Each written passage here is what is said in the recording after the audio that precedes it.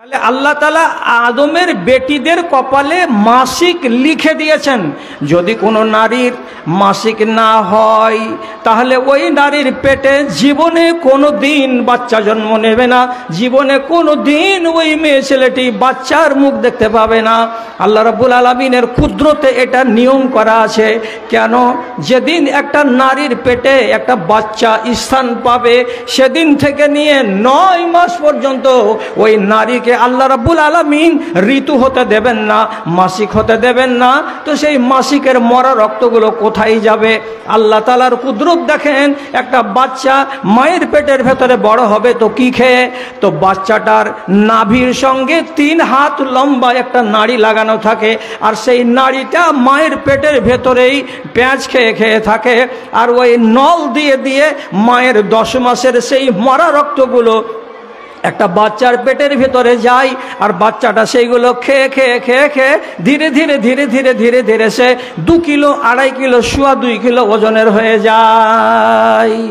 তাহলে যেই নারীকে আল্লাহ রাব্বুল আলামিন ঋতু হতে দেননি সেই নারীর পেটে বাচ্চা আসবে না। কেন আসবে না? যে এই নারীর পেটের ভেতরে বাচ্চা না খেয়ে মরে যাবে, বাচ্চাটা বড় হতে পারবে না। এই জন্য আল্লাহ রাব্বুল আলামিনের কুদরতে এটা করা আছে যে মেয়ে ছেলেদেরকে বড় হতে গেলেই মাসিকের মুখ দেখতেই হবে। এবার শরীয়ত কি বলছে? যে কয়টা দিন মাসিকের হালাত থাকবে সেই কয়টা দিন তুমি কোরআন মাজিদকে ছুঁয়ে তেলাওয়াত করতে পাবে না। 1, যে কয়টা দিন মাসিকের দিন থাকবে সেই দিনগুলোতে তুমি রোজা রাখতে পাবে না। 2, যে কয়টা দিন তোমার মাসিক থাকবে সেই কয়টা দিন তোমার গ্রামের মসজিদে, ওয়াক্তিয়া মসজিদ হোক, জুমা মসজিদ হোক, কোনো মসজিদের ভেতরে পা রাখতে পাবে না। এটা আল্লাহ রাব্বুল আলামিনের করে দেওয়া বিধান।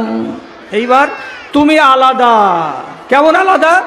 কোন পুরুষের নসিবে আল্লাহ রাব্বুল আলামিন মাসিক লেখেননি তো তার রোজাও মাফ হয় না, তার নামাজও মাফ হয় না, তার মসজিদে যাওয়াও বারণ হয় না।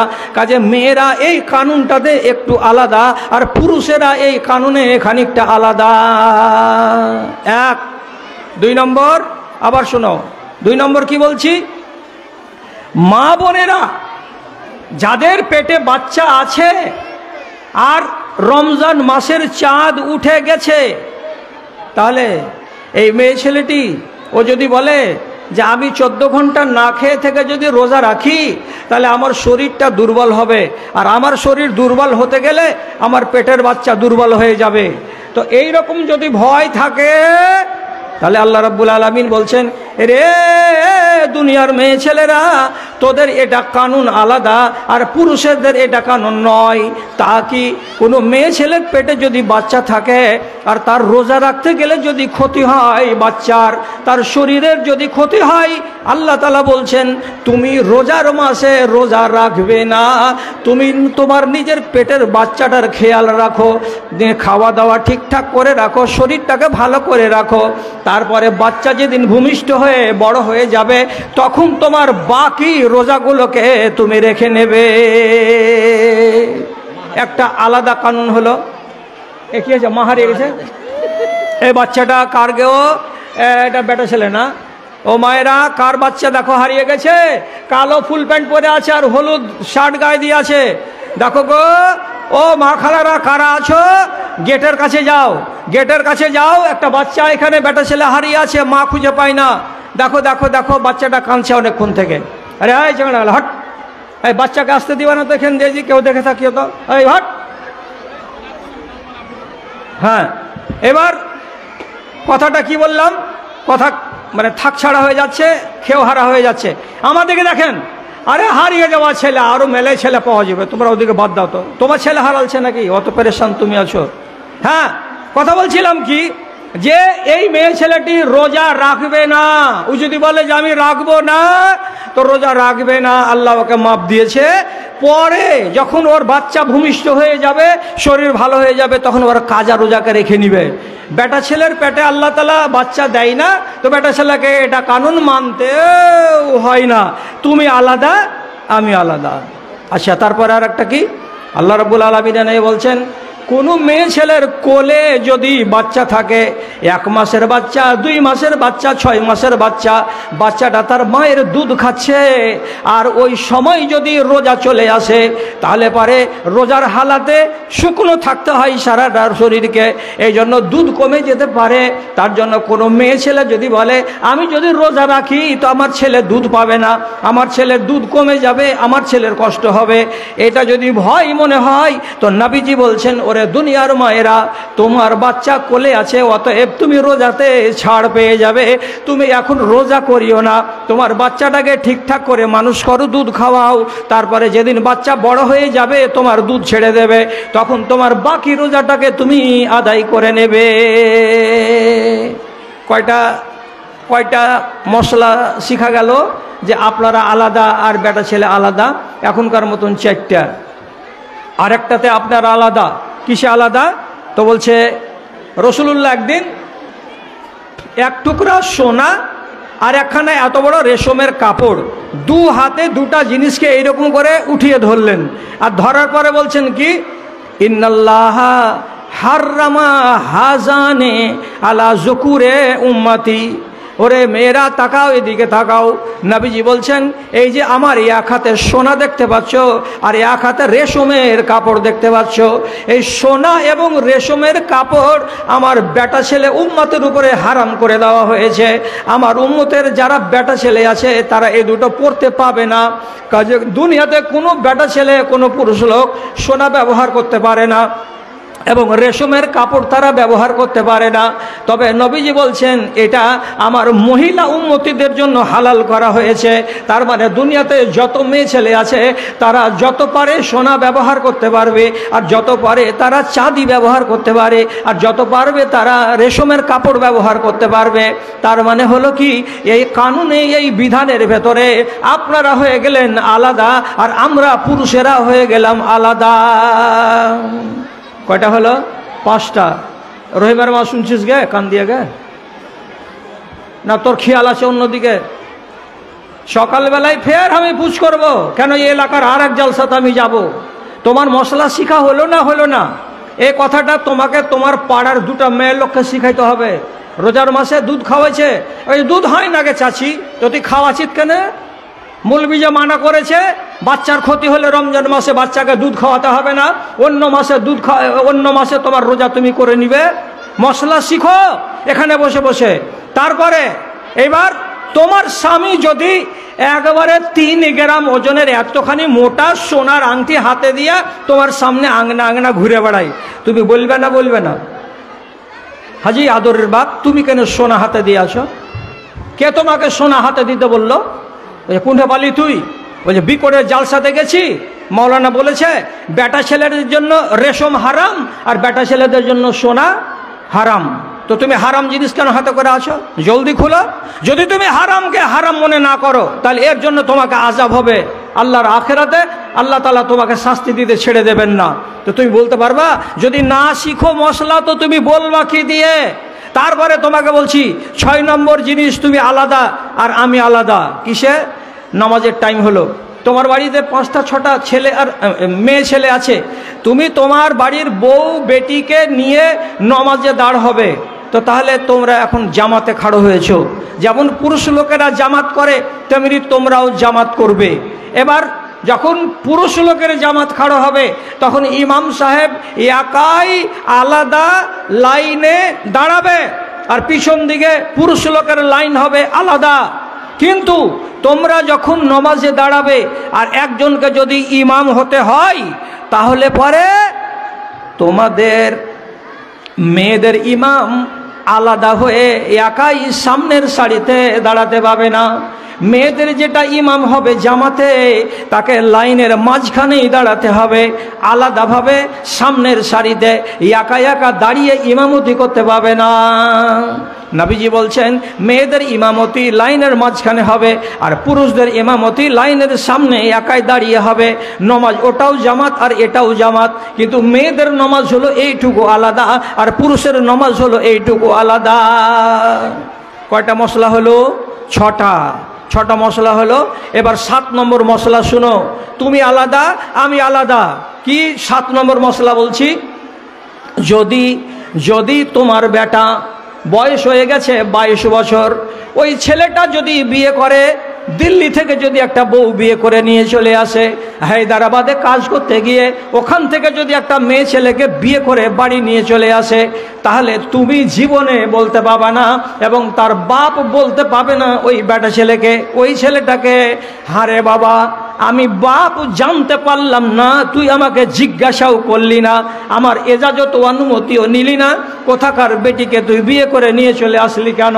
আমি যে রাজি ছিলাম না, তুই কোনো কথা কেন বলতে গেলি না? যদি পুরুষ লোক বিয়ে করে তো পুরুষ লোক বিবাহ করার কালে ওর বাপের অনুমতি লাগবে না। বেটা ছেলে যদি বিয়ে করে, ও যদি কাউকে চয়েস করে, ও যদি কাউকে পছন্দ করে নেয়, তো ওর বাপ রাজি থাক অথবা না থাক, ওর মা রাজি থাক অথবা না থাক, বেটা ছেলের বেলায় মা আর বাবা রাজি হতেই হবে আর তাদের অনুমতি নিতেই হবে। এটা জরুরি নয় বিয়ে হয়ে যাবে ছেলের বেলায়। আর কোনো একটা মেয়ে ছেলে যদি বলে আমি রহটপুর মাদ্রাসাতে 12-এ পড়ছি, আমার বয়স 18 বছর হয়ে গেছে, আমি এখন ভালো মন্দ বুঝতে শিখে নিয়েছি, আমার ভাই যদি আমার বাপকে না বলে বিয়ে করতে পারে, তাহলে আমি মেয়ে ছেলে, আমার নাম রোজিনা, আমি কেন আমার বাপকে না বলে বিয়ে করতে পারবো না? কিন্তু নবীজি বলছেন না রে না, দুনিয়ার বেটি ছেলে, এই আইনে এই কানুনে তোমরা আলাদা আর পুরুষেরা হলো আলাদা। এর মানে কি, যতদিন পর্যন্ত তোমার বাবার এজাজত তুমি না নিবে, যতদিন পর্যন্ত তোমার বাবার কাছ থেকে অনুমতি না নিবে, ততদিন পর্যন্ত কোনো ছেলেকে তুমি নিজের মনে মনে বিয়ে করতে পারবে না। বাপ যদি অনুমতি দেয় তাহলে সেই ছেলেটাকে বিয়ে করতে পারবে, আর বাপ যেই ছেলেটার সঙ্গে তোমার বিয়ে দিতে অনুমতি দেবে না, জীবনে কোনো দিন তুমি তাকে বিয়ে করতে পারবে না। তুমি যদি দিনাজপুরের কোর্টে চলে যাও, রায়গঞ্জের কোর্টে গিয়ে কোর্টের কাগজ করে একটা ছেলেকে নিজের মনে মনে বিয়ে করে নাও, আর তোমার বাপ যদি তোমার উপরে নারাজ থাকে, তাহলে আল্লাহর কসম খেয়ে বলছি ওটা বিয়ে হলো না, ওটা বিয়ে হলো না। তুমি ওই ছেলেটাকে স্বামী বলে যতদিন নিয়ে থাকবে, ততদিন তুমি হারাম কাজ করবে, ততদিন তুমি ব্যভিচারে জড়িয়ে থাকবে, এবং তোমার পেট থেকে ওই স্বামীর জন্ম দেওয়া 2টা বাচ্চা হোক কিংবা 4টা বাচ্চা হোক, যতটি বাচ্চা হবে সমস্ত বাচ্চাগুলো জারজ বাচ্চা বলে আখ্যায়িত হবে, একটাও বাচ্চা হালাল বাচ্চা বলে গণ্য হবে না। আল্লাহর শরিয়াতে এতটুকু পাওয়ার দেওয়া আছে বাবাকে, বাবার অনুমতি যদি না হয় তো মেয়ে ছেলে জিন্দেগিতে বিয়ে করতে পারবে না। কয়টা হলো মশলা শিখা? 7টা। আর একটা মশলা শিখো, আর একটা মশলা, তুমি আলাদা আর আমি আলাদা। কি? আমি দেশের মুখ্যমন্ত্রী হতে পারি, আমি পুরুষ লোক, আমি জেলা পরিষদের সভাপতি হতে পারি, আমি পুরুষ লোক, আমি পঞ্চায়েতের সভাপতি হতে পারি, আমি পুরুষ লোক, কিন্তু নবীজি বলছেন কোনো একটা মেয়ে ছেলে তার দেশের মানুষের নেতা হতে পারবে না, তার দেশের প্রধানমন্ত্রী হতে পারবে না, তার দেশের মুখ্যমন্ত্রী হতে পারবে না। কেন? যে নবীজি বলছেন লা ইউফলিহু কওমুন ওয়াল্লা উমুরা দীনহিম মারাত। কোনো দেশের যদি রাষ্ট্রের মালিক বেটি ছেলে হয়ে যায়, কোনো জেলার যদি মালিক কোনো মেয়ে ছেলে হয়ে যায়, অথচ হাজার হাজার বেটা ছেলে মজুদ আছে, তারাকে রেখে দিয়ে কোনো মেয়ে ছেলে যদি সর্দার হয়ে যায়, কোনো মেয়ে ছেলে যদি মুখ্যমন্ত্রী হয়ে যায়, কোনো মেয়ে ছেলে যদি দেশের প্রধানমন্ত্রী হয়ে যায়, তো নবীজি বলছেন সেই দেশের লোকের গৃহস্থালিতে বরকত থাকবে না, তাদের দেশের ভেতরে রহমত থাকবে না, তাদের দেশের ভেতরে বরকত থাকবে না। কেন? যে নারী জাতিকে আল্লাহ রাব্বুল আলামিন এই রকম করে নেতা হয়ে থাকার জন্য পয়দা করেন নাই। আপনাকে ওই কাজে যাওয়া চলবে না, তবে বেটা ছেলেরা যদি যায় তো তাতে কোনো অসুবিধা হবে না, আর আপনারা শুধু এটাই পারবেন না। কটা মশলা বললাম? এখন পর্যন্ত 8টা মশলা বললাম। এ মশলাতে মেয়েগুলো আলাদা আর ছেলেগুলো আলাদা, এরপরে যত মশলা আছে সব এক। নমাজ তোমার জন্য 5 ওয়াক্ত, আমার জন্য নমাজ 5 ওয়াক্ত। টাকা হয়ে গেলে হজ তোমার জন্য যেমন ফরজ তেমনি আমার জন্য ফরজ। আমাকে যদি ধনের জাকাত লাগে, তো তোমার যদি সোনা চাঁদি 85 গ্রাম থাকে, 87 গ্রাম সোনা থাকে, তাহলে তোমাকেও জাকাত লাগবে। জাকাতের যেমন আমার আইন, জাকাতের তেমন তোমার আইন। রোজা রাখা আইন যেমন আমার উপরে তেমনি তোমার উপরে। সব আইন এক, সব আইন এক, একটাও আইন আলাদা নয়। এখন কোনো মানুষ যদি বলে, কোনো মেয়ে ছেলে যদি বলে, আমরা বেটি ছেলে মানুষ, আমরা জোহরের 10 রাকাত নামাজ পড়তে পারবো না, আমরা 6 রাকাত পড়বো, অতি হয়ে যাবে, হবে না? হবে না। কেন? জোহরের নামাজে 4 রাকাত ফরজ তোমার জন্য, 4 রাকাত ফরজ আমার জন্য, আর আগে হলো 4 রাকাত, আর পরে হলো 2 রাকাত যে সুন্নাত। এটা তোমার জন্য যা, আমার জন্য তা, এখানে কোনো আলাদা কিছু নাই। এমন পর্যন্ত দুনিয়াতে যত শাস্তি আছে, শাস্তি সব এক। শাস্তি এক মানে কেমন? ভালো করে বুঝো। এই চালা করবে না, এদিকে আমার দিকে দেখাও। মশলা শিখাতে বসেছি। আমি গোড়াতে বলেছি, মেয়ে ছেলেকে যদি 1 ঘন্টা ওয়াজ করি, তো তাতেই কলেজের ভেতর খালি ধড়স ধড়স করে। তোমাদের চিৎকার করতে হয় বেশি বলে। তোমার আশেপাশে যে ছেলে পিলে দাঁড়িয়ে আছে, ওরাকে একটু শান্ত করে বসিয়ে দাও, কাউকে দাঁড়িয়ে থাকতে দিও না। আর যদি কথা না শুনে, তো মারো একটা বাঁ দিকে ঠোক না, এমন করে যে কষাটা যেন বিষায় 1.5 ঘন্টা ধরে, এমনি করে মারবে। কথা কি বলছি? কথার দিকে খেয়াল করো। হ্যাঁ, কথাটা হলো এই, শাস্তির বেলাতেও এক, আল্লাহর অন্যান্য বিধিবিধানের বেলাতেও এক। যেমন কথাটা কি বলছি আপনাকে খেয়াল করে শুনুন। আল্লাহ তাআলা বলছেন, আয-যানিয়াতু ওয়াজ-যানি ফাজলিদু কুল্লা ওয়াহিদিম মিনহুমা মিয়াতা জালদা। এই দেশের কোনো ছেলে যদি ব্যভিচারের কাজে ধরা পড়ে যায়, এই দেশের কোনো মেয়ে যদি ব্যভিচারের কাজে ধরা পড়ে যায়, ধরা পড়ে গেছে কোনো ছেলে এবং কোনো মেয়ে, তো তাহলে দুজনের শাস্তি হলো এক। যদি বিবাহ করার আগে কোনো ছেলে এই অন্যায় কাজে ধরা পড়ে, বিবাহ হওয়ার আগে কোনো নারী যদি এই অন্যায় কাজে ধরা পড়ে, তাহলে আল্লাহ রাব্বুল আলামিন কোরআনে বলছেন, মেয়েটাকেও 100 কোড়া লাগাতে হবে, ছেলেটাকেও 100 কোড়া লাগাতে হবে। এবং আল্লাহর কোরআন বলছে, ছেলেটাকে মানুষের সামনে তীরমোহনীতে এনে, চৌরাহাতে এনে, একটা ফাঁকা জায়গায় শত শত মানুষের সামনে তাকে মারতে হবে, যাতে গ্রামের ছেলেরা আর যাতে গ্রামের মেয়েরা 100 জন 200 জন সেটা দৃশ্য দেখতে পায়।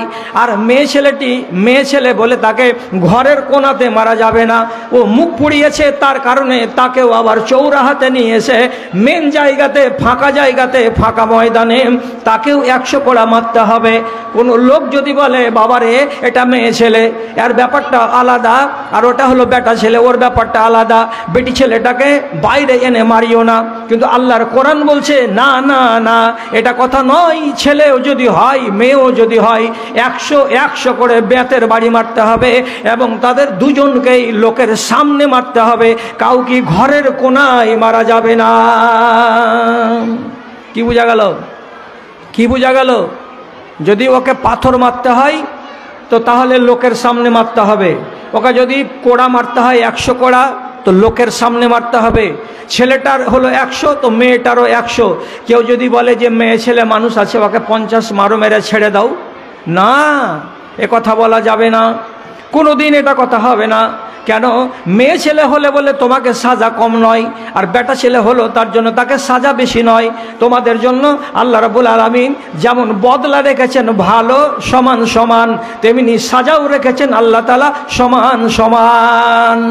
আল্লাহ কোরআনে বলছেন আর এক জায়গাতে, দেখো শাস্তির ব্যাপারে বলছি দুটা কথা। কি আল্লাহ তাআলা বলছেন, আস-সারিকু ওয়াস-সারিকাতু ফাকতাউ আইদিয়াহুমা জাযাআম বিমা কাসাবা।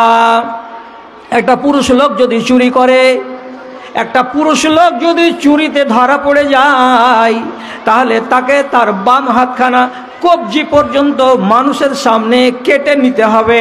আর কেটে নেওয়ার পরে গরম তেলের ভিতরে তার কাটা হাতখানাকে ডুবিয়ে রাখতে হবে, যাতে তার রক্ত পড়া বন্ধ হয়ে যায়।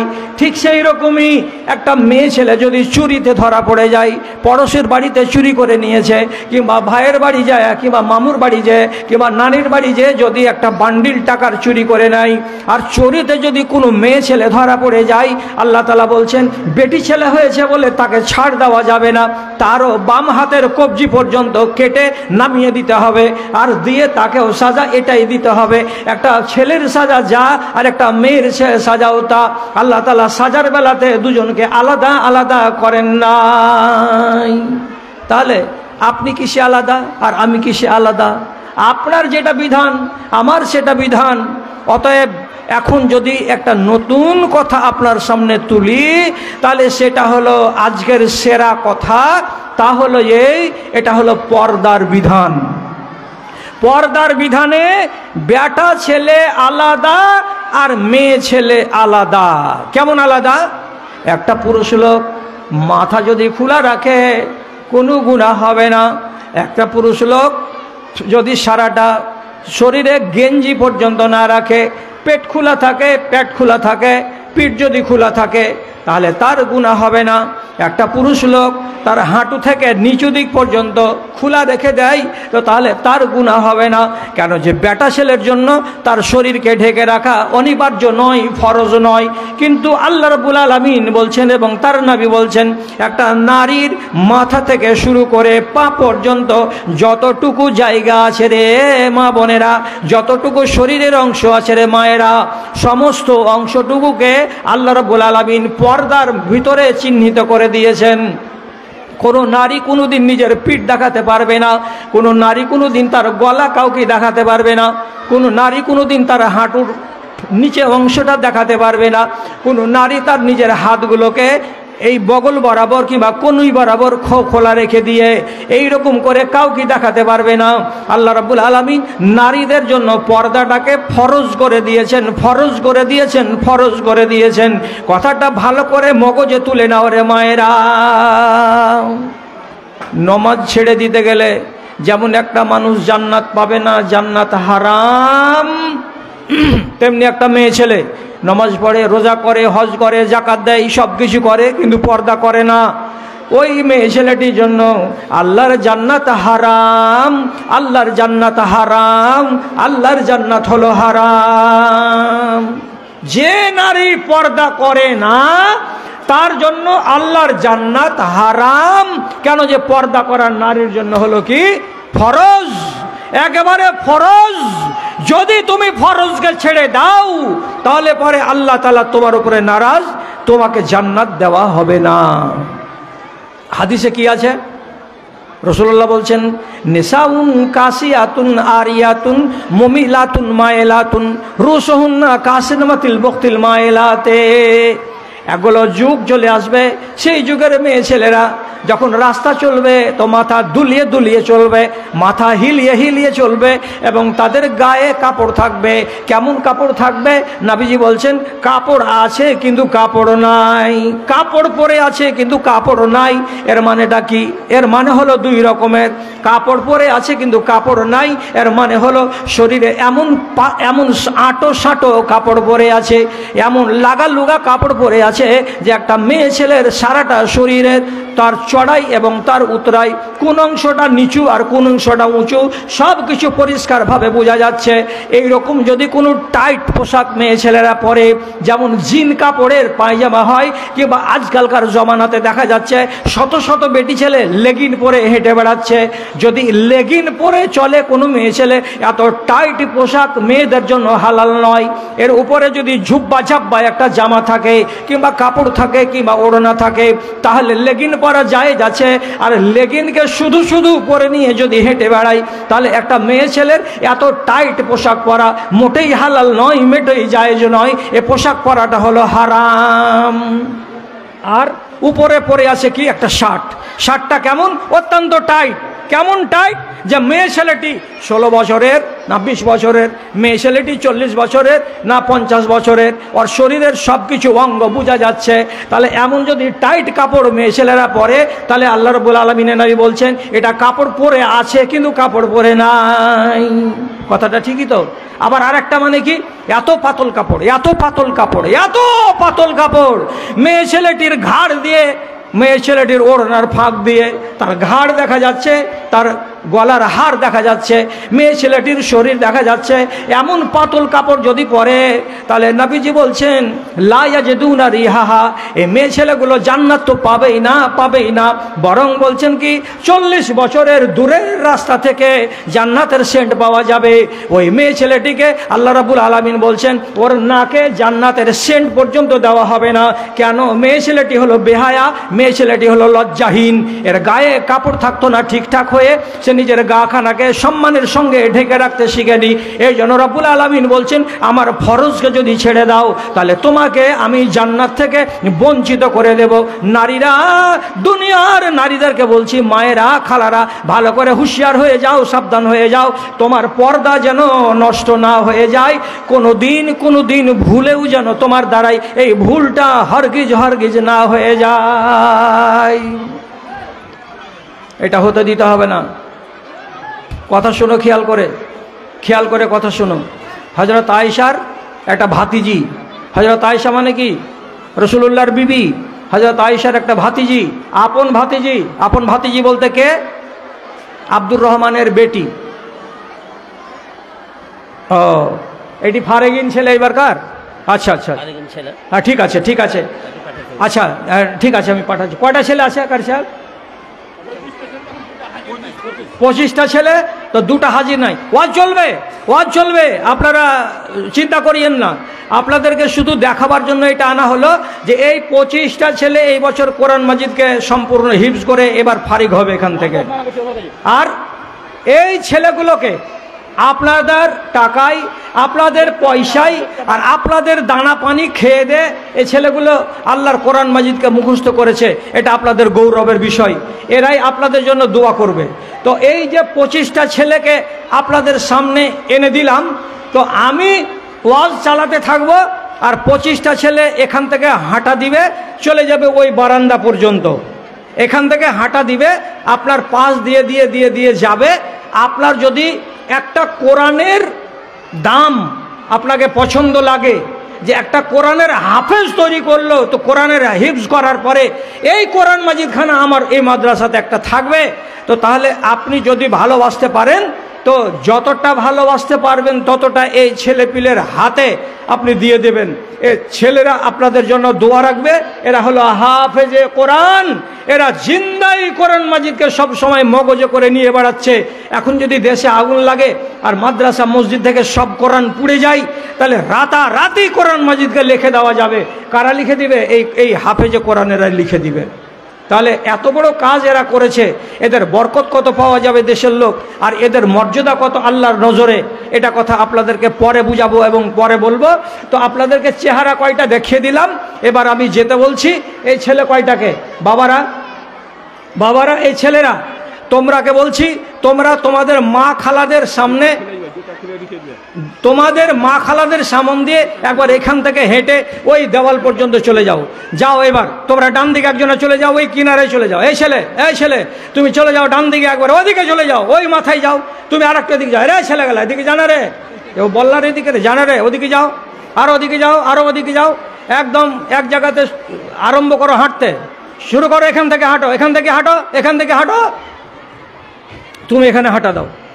হ্যাঁ, ব্যাগটাকে ধরে এই সামনে হাঁটো। এই তুমি হাঁটো, এখানে এই সামন দিয়ে হাঁটা দাও, একদম ওই দেয়াল পর্যন্ত চলে যাবে।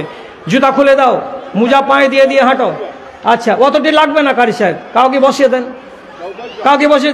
দেন, ওখানে 5-6টাকে বসিয়ে দেন। এই তুমি ওই কিনারে যাও, ওই কিনারাতে যাও, তোমরা পাতলা হও। এই ছেলে এখানে 2টা হয়ে গেল। এই ছেলেটা, এই ছোট ছেলে, ওদিকে যাও।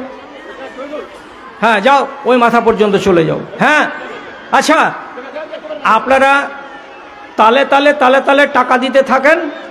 আর আমার কথা শুনেন, আয়েশা রাদিয়াল্লাহু তাআলা আনহার ভাতিজি, এর নাম কি বললাম? হাফসা। একদিন হাফসা আয়েশার বাড়ি বেড়াতে এসেছে।